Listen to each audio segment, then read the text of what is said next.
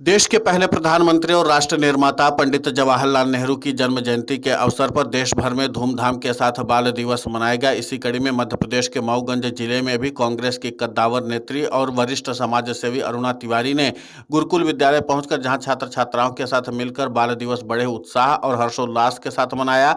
कार्यक्रम की शुरुआत बच्चों के बीच केक काट कर की गई।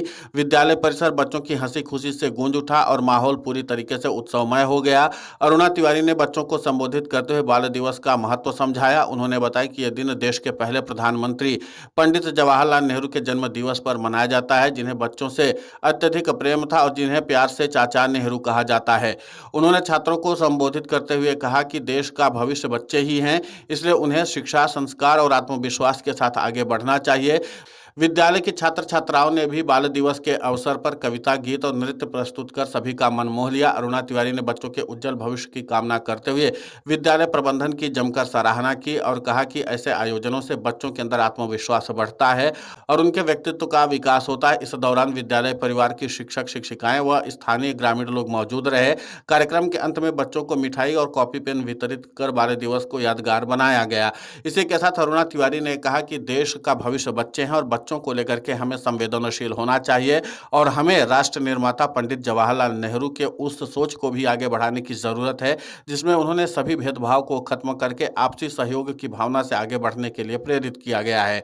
उन्होंने कहा कि पंडित जवाहरलाल नेहरू तमाम विषयों और तमाम मतभेदों को भी साथ में लेते हुए तमाम तरह के सामंजस्य बनाने की बात करते रहे और उन्होंने कहा कि जाति भेद सब कुछ भूल करके हमें आगे बढ़ना है, तभी यह राष्ट्र विकसित हो सकता है और विकसित राष्ट्र के सपने के साथ हमें आधुनिक बनना है, लेकिन अपने शिक्षा और संस्कार को नहीं भूलना है।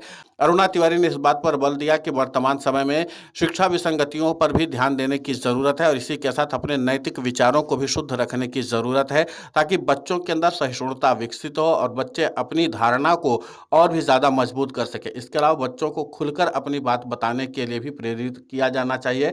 उन्होंने कहा कि वर्तमान समय में युवा पीढ़ी नशे के ग्रस्त में जा रही है, इसके नाते से हमारी चिंताएं और भी ज्यादा बढ़ती हैं। हम बच्चों को इस बात के लिए जागरूक करें कि इस तरीके के नशे से कैसे उनका भविष्य बर्बाद हो सकता है।